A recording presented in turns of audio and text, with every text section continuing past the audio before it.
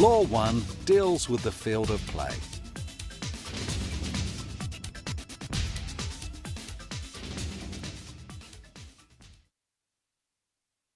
The maximum length of a football field is 120 metres, while the field must not be less than 90 metres.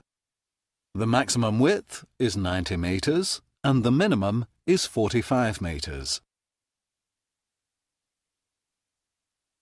The field has a centre line and a centre circle.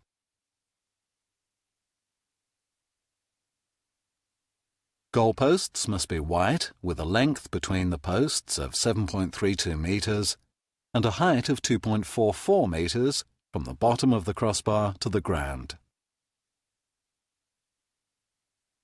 The goal area. The penalty area. The penalty mark and the penalty arc. The various distances inside the penalty area.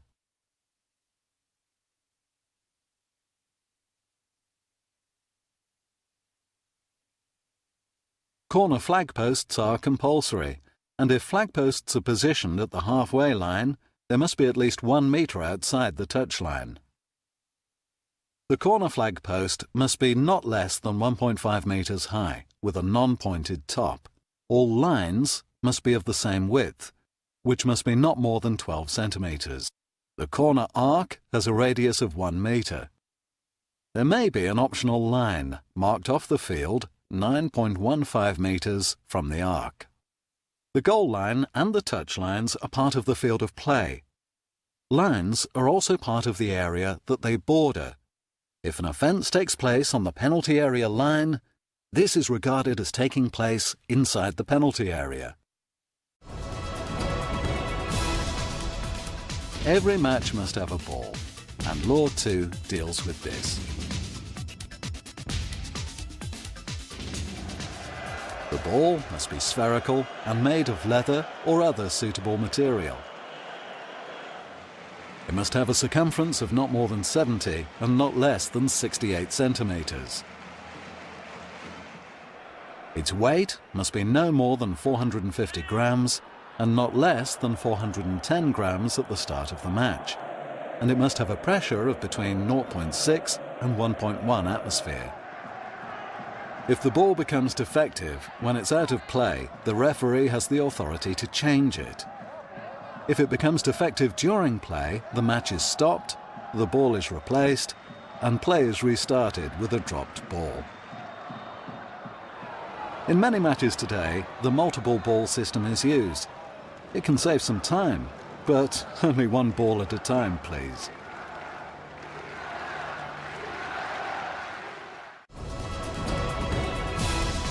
In Law 3, information is given about the number of players on the field.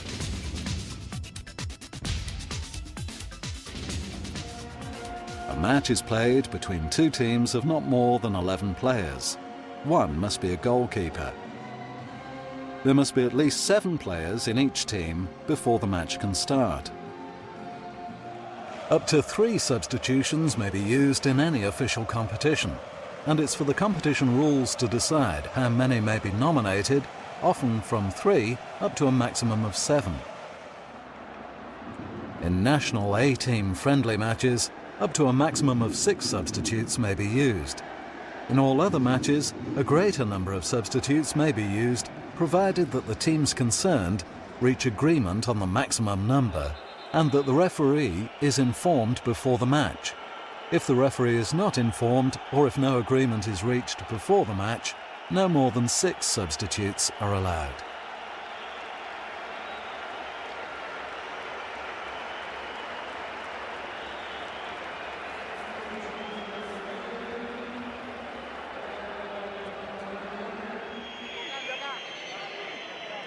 When a substitution is to be made, the referee has to be informed, sometimes by a signal from the assistant referee, sometimes by a signal from the 4th official, and often by a signal from both. The substitute only enters the field at the halfway line when play has stopped and when the player he is replacing has left the field. Substitute players are seated in the technical area, which extends up to 1 metre from the touchline. Only one person can give instructions at any one time. Tensions can run high in the technical area, but coaches are expected to behave in a responsible manner. The last of the laws dealing with facts and figures is Law 4, Players' Equipment.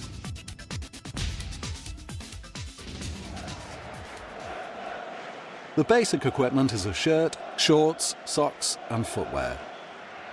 Shin guards must be worn.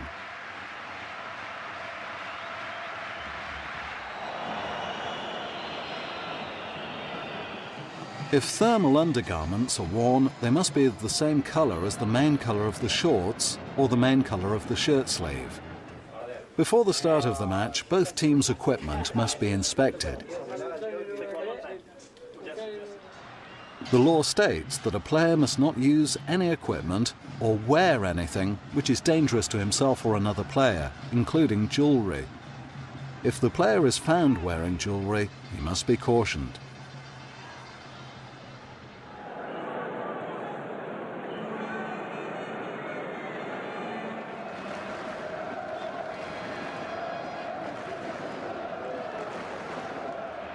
Although not a compulsory piece of equipment, a face mask, worn to protect against injury, would be allowed, since it's not dangerous.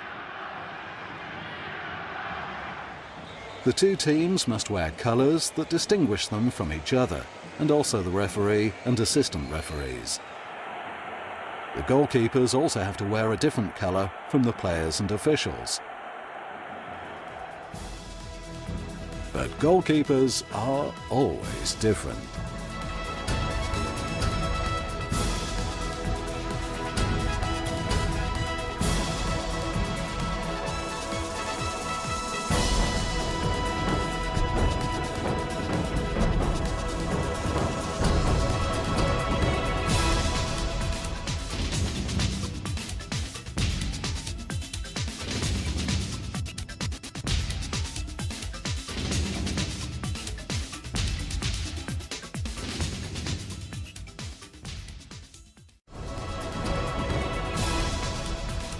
Law 5 lists the duties of the referee.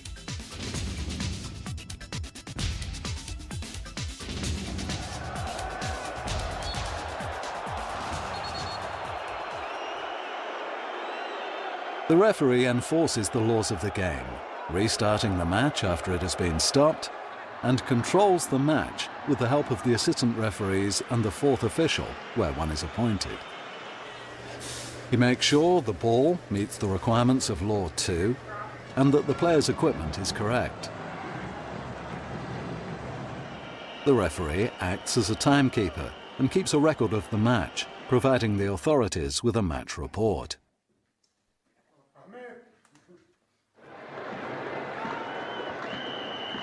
He can stop, suspend or terminate the match for an infringement of the match or because of any outside interference.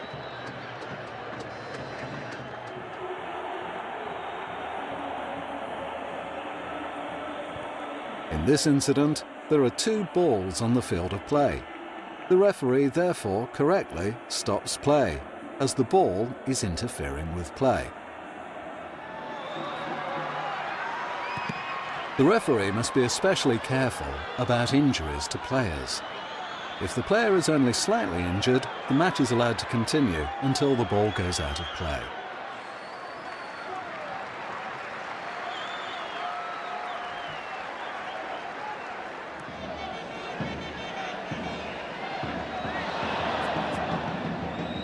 If there's a serious injury, play is stopped and the injured player is removed from the field.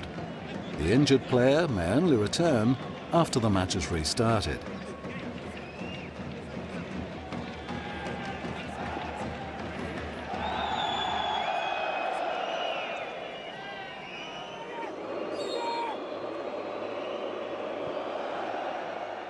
A player bleeding from a wound must leave the field and can only return when the bleeding has stopped.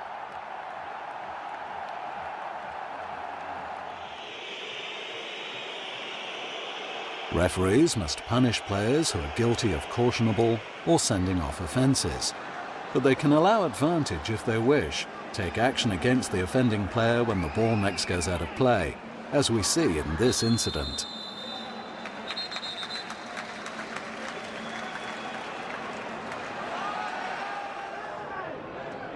An official in the technical area can be sanctioned for behaving in an irresponsible manner.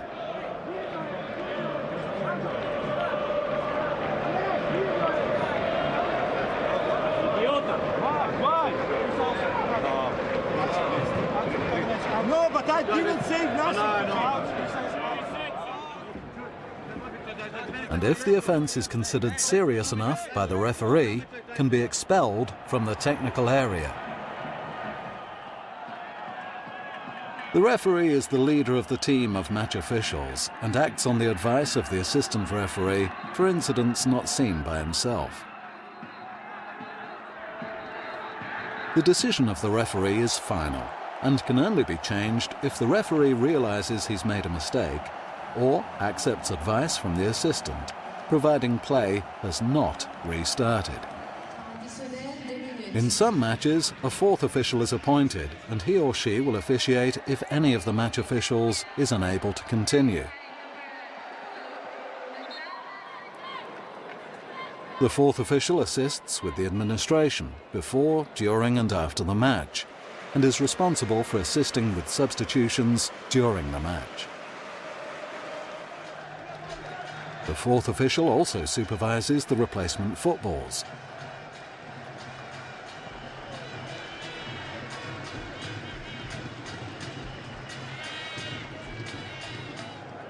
And ensures that the equipment of the substitutes is correct before they enter the field. Another duty of the fourth official is to indicate the additional time to be played in each half, after receiving information from the referee, and to inform the referee of cases of mistaken identity, when a player is not sent off after receiving 2 cautions, and when violent conduct takes place out of the view of the referee or his assistants.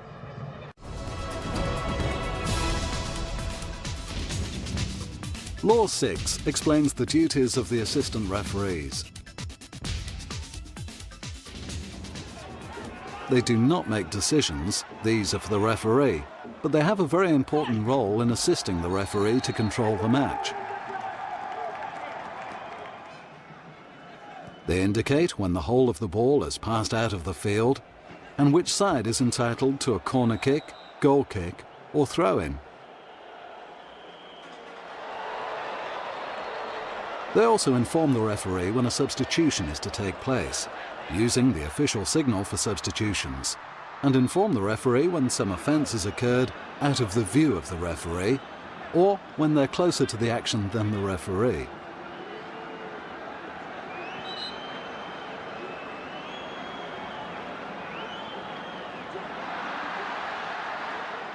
The most important and most difficult duty, however, is signalling when a player must be penalised for an offside offence.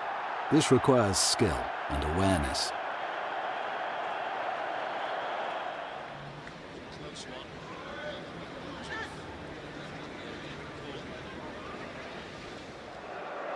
A reserve assistant referee may also be appointed under competition rules. His only duty shall be to replace an assistant referee who's unable to continue, or replace the fourth official as required. The match officials are the third team on the field. They have a vital role to apply the laws of the game and to ensure fair play.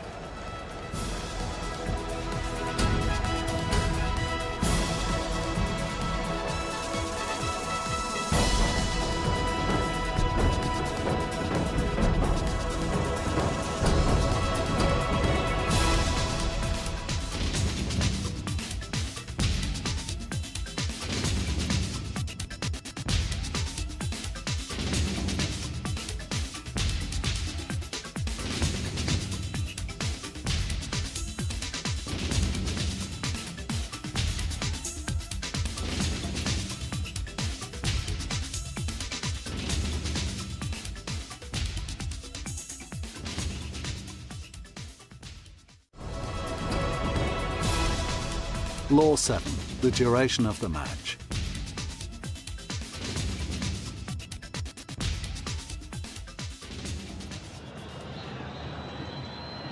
A match usually lasts for 2 equal periods of 45 minutes, with an interval of no more than 15 minutes.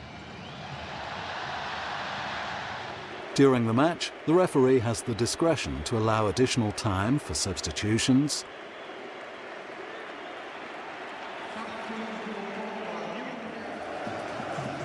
to allow players to have an injury assessed, and to be removed from the field for treatment.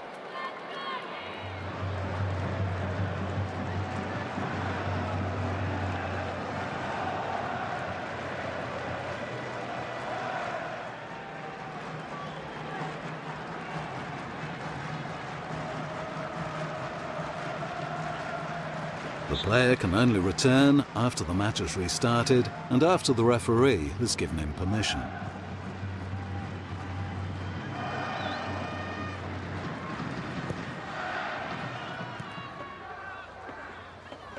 Only in the special case of the goalkeeper can an injury be treated on the field. The referee must then add additional time at the end of each half to account for the treatment.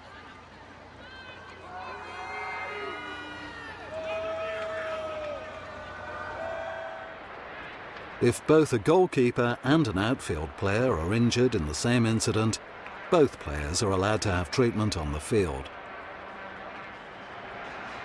The referee must then add additional time to the end of the half for the treatment.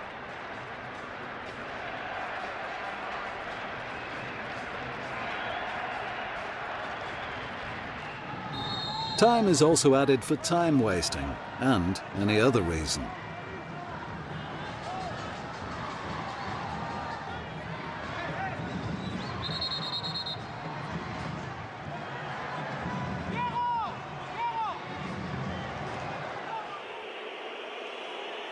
Additional time is also added to allow a penalty kick to be taken at the end of each half. It's normal for referees, in matches where there is a fourth official, to signal how much time will be played at the end of each half. In this case, the referee indicates that a minimum of 2 additional minutes will be played, and the fourth official indicates this on the electronic board. Law 8. The start and restart of play.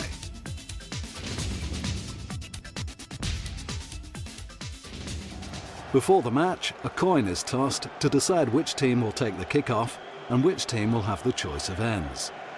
The team which wins the toss chooses which end it will attack in the first half. Play is started by a kick-off at the start of each half, after a goal has been scored, and in each period of extra time. All players must be in their own half of the field, and after the referee has given a signal, the ball is in play when it's kicked and moves forward. Another way of restarting the match after a temporary stoppage is a dropped ball. This takes place where the ball was in play when stopped, except when this is inside the goal area. The restart with a dropped ball may be challenged by any of the players, including the goalkeeper. There's no minimum or maximum number of players required to contest the dropped ball.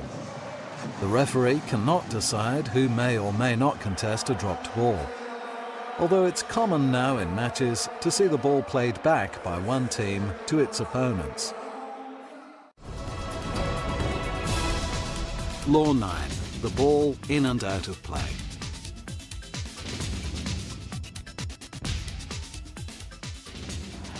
The ball is out of play when it's wholly crossed the goal line or touch line. In this example, it's clear that the signal given by the assistant referee is correct. The ball is also out of play when the match has been stopped by the referee.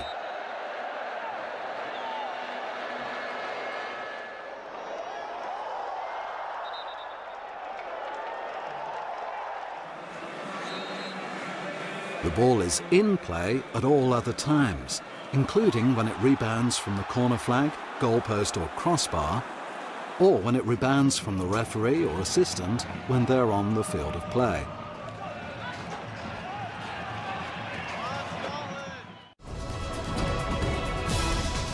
Law 10, the method of scoring.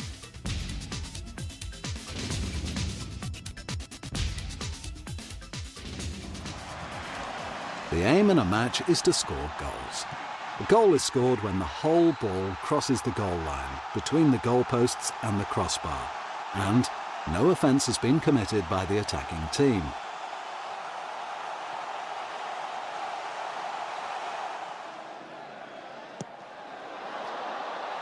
In this example, the goalkeeper fumbles the ball and the whole ball crosses the goal line.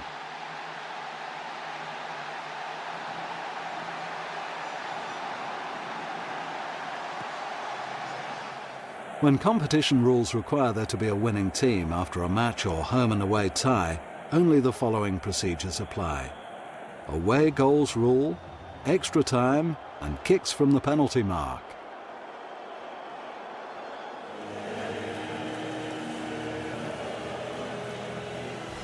Everyone loves to see goals.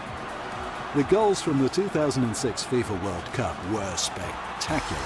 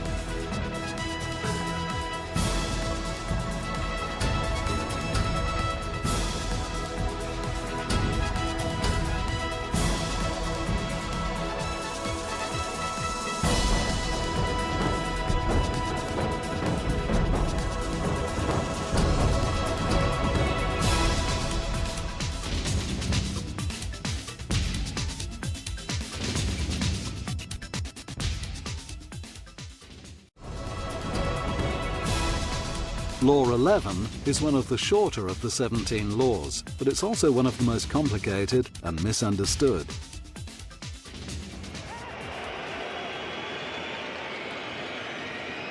A player is in an offside position if he is nearer to the opponent's goal line than both the ball and the second last opponent, but he is not in an offside position if he's in his own half of the field of play, he's level with the second last offender, or is level with the last two opponents. There's no offence if a player receives the ball directly from a goal kick, a throw-in, or a corner kick. However, it's not an offence in itself to be in an offside position. In this example, the attacking player in white scores, but when the ball is played to him, a teammate is clearly in an offside position and not interfering with play. The teammate is not penalised for being in an offside position, however, since he's not involved in active play. A player is only penalised for being in an offside position if, at the moment the ball touches or is played by a teammate, he is, in the opinion of the referee, involved in active play by interfering with play. Let's look in detail at some examples of applying Law 11.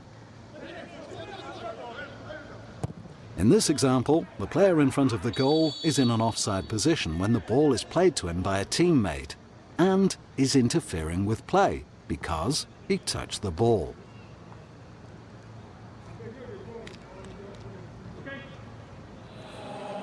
A very similar position, and the player in an offside position is playing or touching the ball passed or touched by a teammate, therefore is again correctly penalised for interfering with play.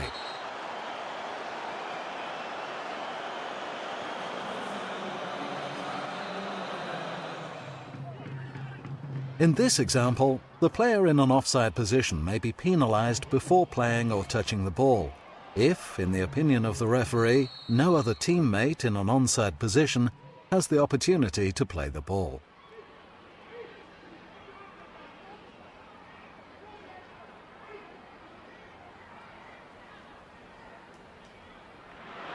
This is an excellent example of a player correctly being penalised for interfering with an opponent. The ball is going towards the goal, but he's standing in an offside position. When the ball strikes him, he's interfering with an opponent and the goal is disallowed. By interfering with an opponent, the player is preventing an opponent from playing or being able to play the ball by clearly obstructing the opponent's line of vision, which, in the opinion of the referee, deceives or distracts an opponent. In this example, the goal is disallowed as the player is gaining advantage by being in an offside position.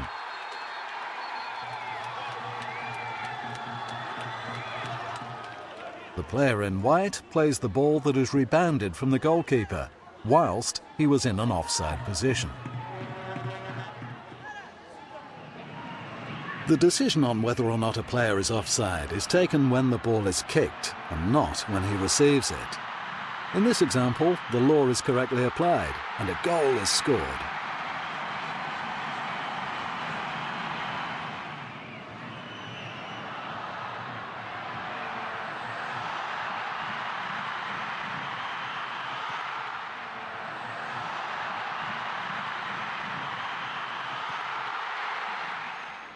It's very difficult for assistants to assess offside when the ball is played over a long distance, because they must take into account the position of the kicker as well as the position of the receiver.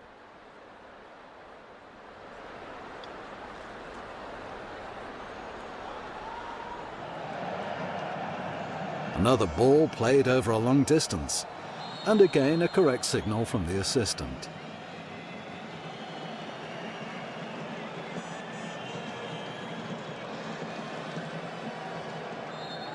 The assistant referees have a key role to play in applying offside correctly. They must concentrate, be well positioned, and must read the play.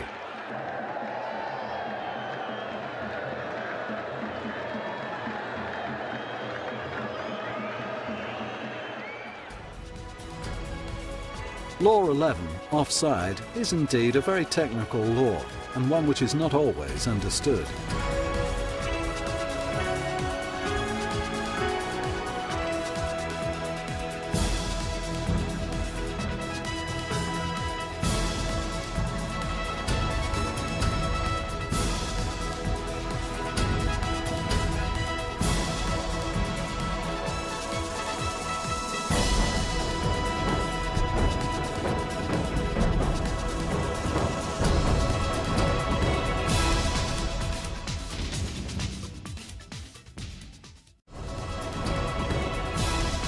Law 12, fouls and misconduct.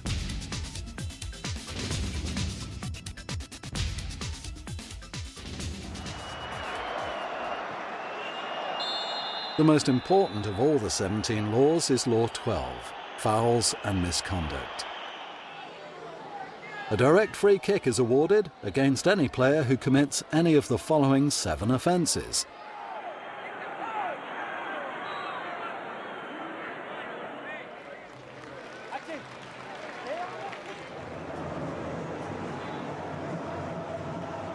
Kicks or attempts to kick an opponent in a careless or reckless manner, or by using excessive force.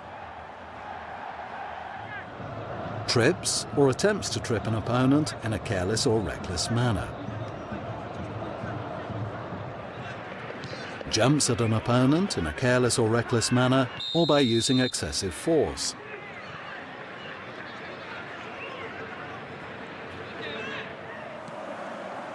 Charges an opponent in a careless or reckless manner, or by using excessive force. Strikes or attempts to strike an opponent in a careless or reckless manner, or by using excessive force.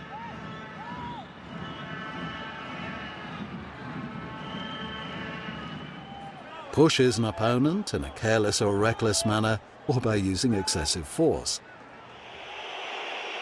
Tackles an opponent in a reckless manner, or by using excessive force. A direct free kick is also awarded to the opposing team if a player commits any of the following 3 offences. Holds an opponent,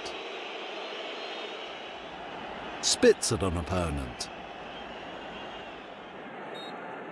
handles the ball deliberately. If any of these offences takes place inside the player's own penalty area, a penalty kick is awarded.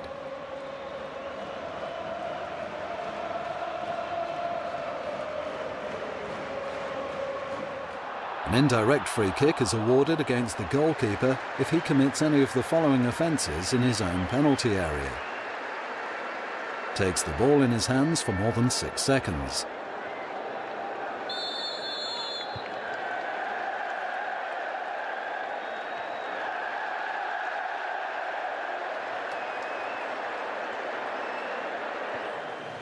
Touches the ball with his hands after it has been deliberately kicked to him by a teammate. In this example, there's no offence, as the goalkeeper did not handle the ball.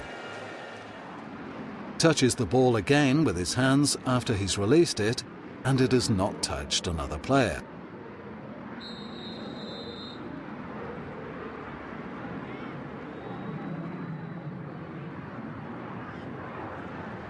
If the ball is thrown to the goalkeeper, he cannot handle the ball.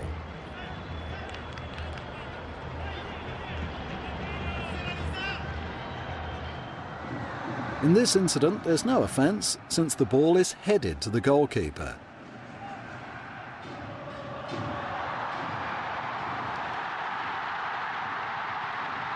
This is not an offence, since the ball was not deliberately kicked to the goalkeeper.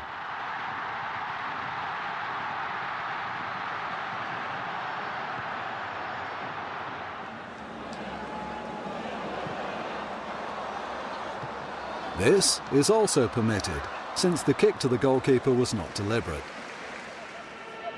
A player is also penalised by an indirect free kick if, in the opinion of the referee, he's guilty of dangerous play. Impedes the progress of an opponent. Prevents the goalkeeper from releasing the ball from his hands. Or commits any other offence not previously mentioned in Law 12, for which play is stopped to caution or dismiss a player. The red and yellow cards are used to signal that a player is being sanctioned, but it can only be shown to players, substitutes, or substituted players. In this example, the referee shows the red card to a substitute seated in the technical area.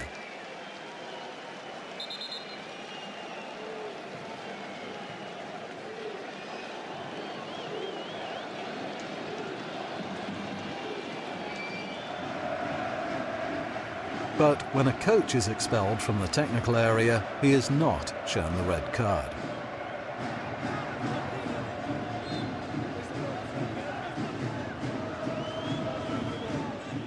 There are 7 cautionable and 7 sending off offences. The cautionable offences are unsporting behaviour, dissent by word or action, persistently infringing the laws, delaying the restart, failing to respect the required distance at the restart of play with a corner kick, free kick or throw-in, entering or re-entering the field of play without the permission of the referee, deliberately leaving the field of play without the referee's permission. The offence of unsporting behaviour covers a number of different offences, such as simulation, which is intended to deceive the referee. Unfortunately, all too common in the game today. Holding is another offence which is classified as unsporting behaviour. When a player holds an opponent to prevent him gaining possession of the ball or taking up an advantageous position.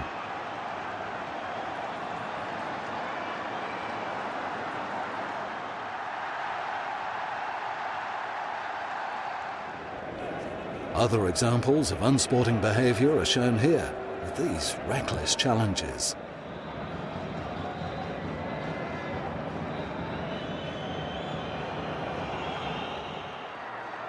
A player who delays the restart of play is cautioned.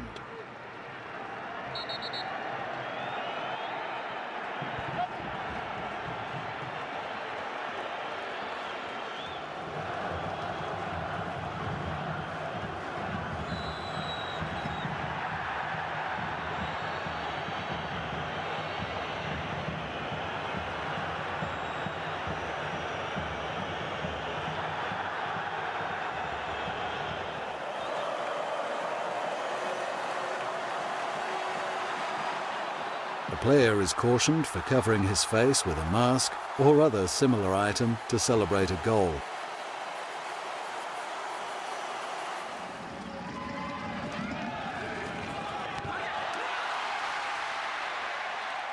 It is permissible for a player to demonstrate his joy at scoring a goal. However, the celebration must not be excessive. A player must be cautioned if he removes his shirt.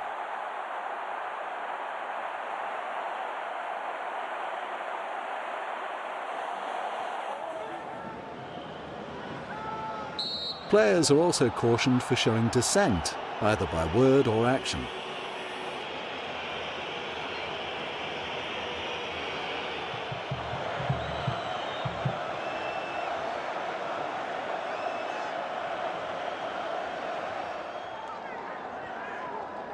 A player who persistently infringes the laws is also cautioned.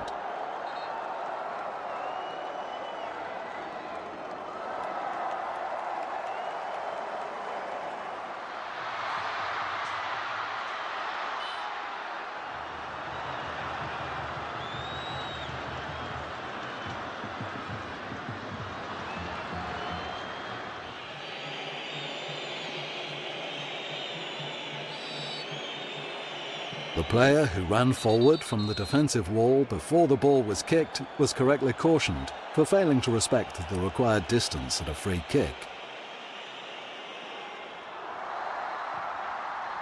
Cautions are also given to players who enter, re-enter, or leave the field of play without permission. Here, the referee is correct not to caution the player. He re-enters the field with the referee's permission when the ball has moved away. There are also 7 sending off offences: serious foul play, violent conduct, spitting, denying an obvious goal-scoring opportunity by handling the ball, denying an obvious goal-scoring opportunity by an offence punishable by a free kick or penalty kick, using offensive, insulting or abusive language or gestures, receiving a second caution. These are some examples of serious foul play. A player is guilty of serious foul play if he uses excessive force or brutality against an opponent when challenging for the ball when it's in play.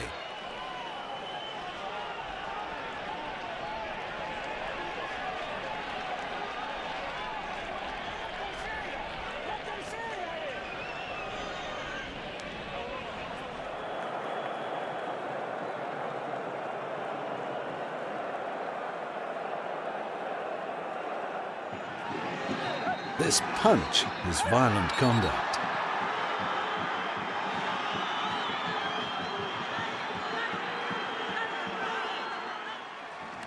The referee is very well positioned to see this other example of violent conduct. A player is guilty of violent conduct if he uses excessive force or brutality against an opponent when not challenging for the ball. The attacker moving towards goal has an obvious goal-scoring opportunity when he's fouled by the defender. Correctly, he's sent off.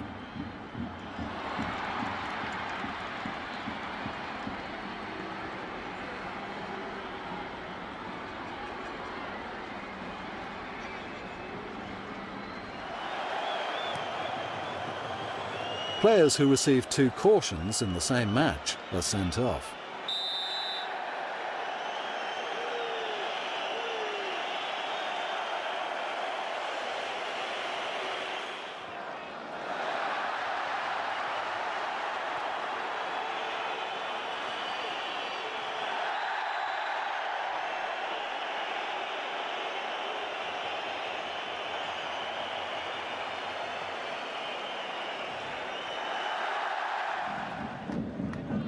Football is a physical contact sport, and there are many strong but legal challenges.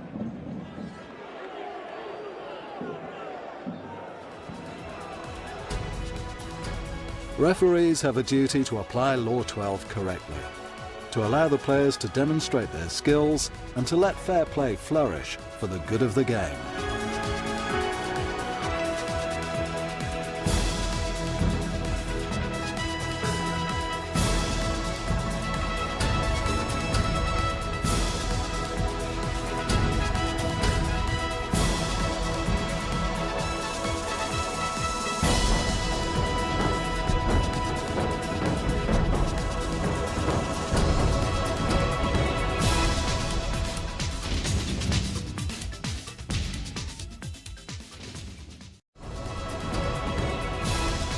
Law 13, free kicks.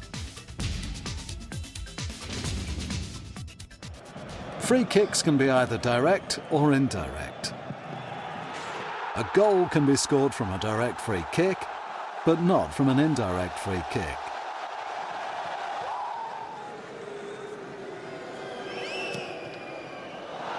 If a free kick, either direct or indirect, is awarded to the defending team inside its own penalty area, all opponents must be outside the penalty area and at least 9.15 metres from the ball. The ball is in play when it's kicked beyond the penalty area. Normally, a free kick is taken from where the offence occurred, but if the free kick is awarded to the defending team inside the goal area, it can be taken from any point inside that area.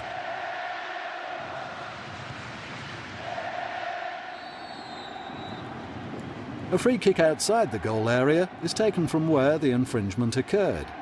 All opponents must be at least 9.15 metres from the ball, and the ball is in play when it's kicked and moves.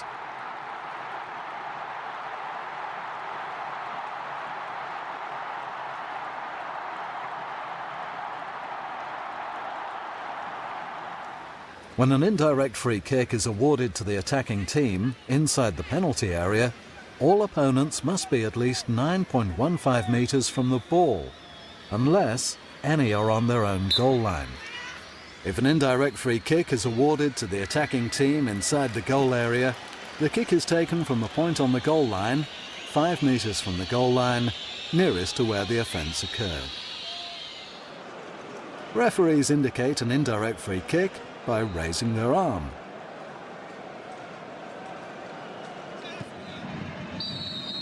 Direct free kicks from around the penalty area can bring some spectacular goals.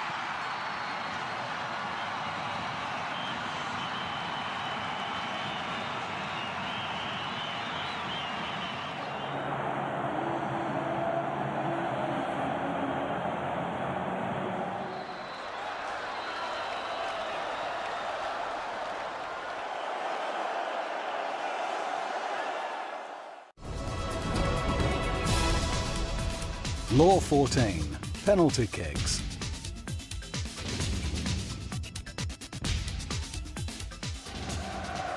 When one of the 10 direct free kick offences is awarded inside the penalty area, a penalty kick is awarded. The goal may be scored directly from a penalty kick. The ball is placed on the penalty mark and the kicker must be properly identified. The defending goalkeeper must remain on his goal line facing the kicker, between the goalposts, until the ball has been kicked. All other players must be inside the field of play, outside the penalty area, behind the penalty mark, and at least 9.15 metres from the penalty mark. After the players have taken positions, in accordance with this law, the referee signals for the penalty kick to be taken. The player taking the penalty must kick the ball forward. He must not play the ball again until it's touched another player. The ball is in play when it's kicked and moves forward.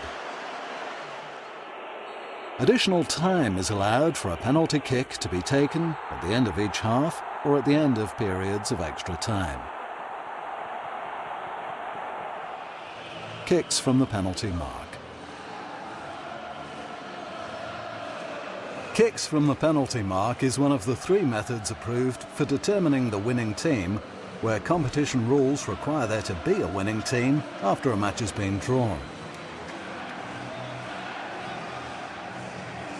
The referee chooses the goal at which the kick will be taken, and 5 players from each team are nominated to take the kicks alternately.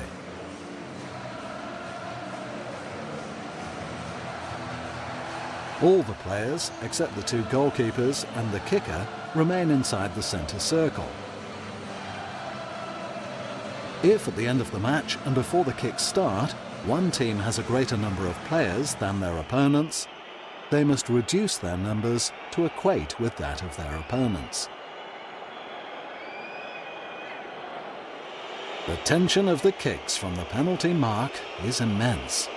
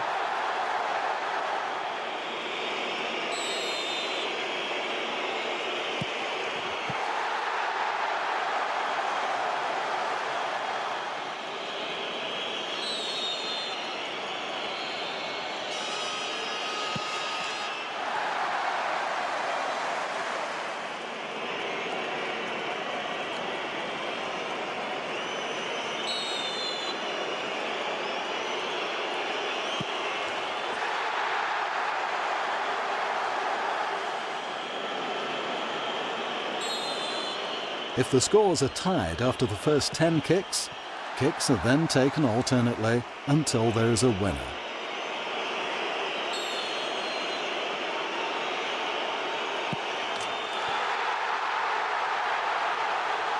There has to be a winner and there has to be a loser.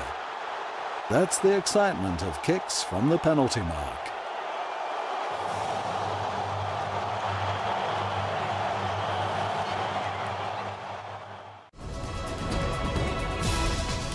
Law 15.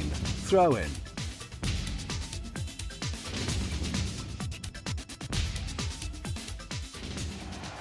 A throw-in is a method of restarting play.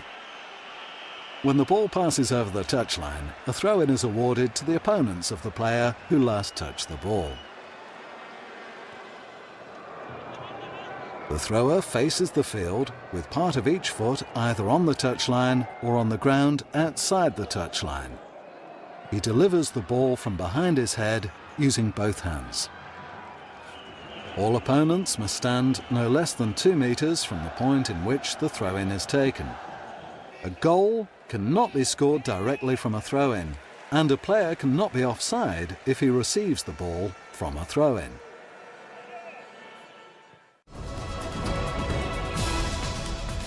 Law 16. Goal kick.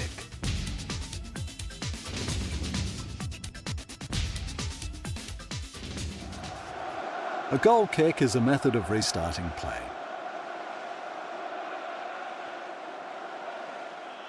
A goal kick is awarded to the defending team when the ball passes over the goal line but not into the goal and was last touched by an attacking player. The goal kick can be taken from any point inside the goal area, and the ball is not in play until it's passed out of the penalty area. A goal can be scored directly from a goal kick, but only against the opposing team.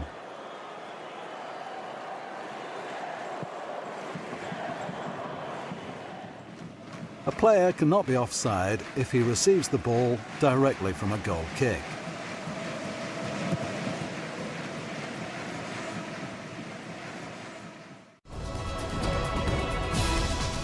Law 17. Corner kick.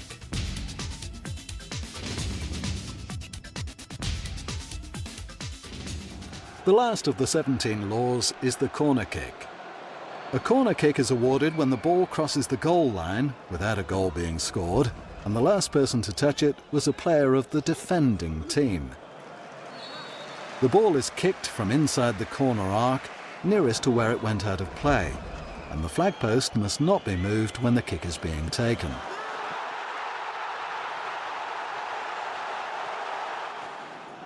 All opponents must be at least 9.15 metres from the ball, and the ball is in play when it's kicked and moves.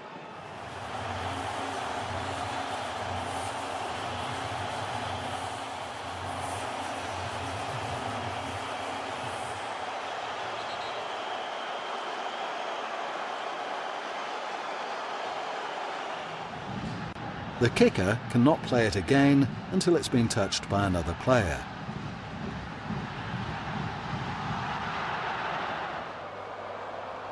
A goal can be scored directly from a corner kick.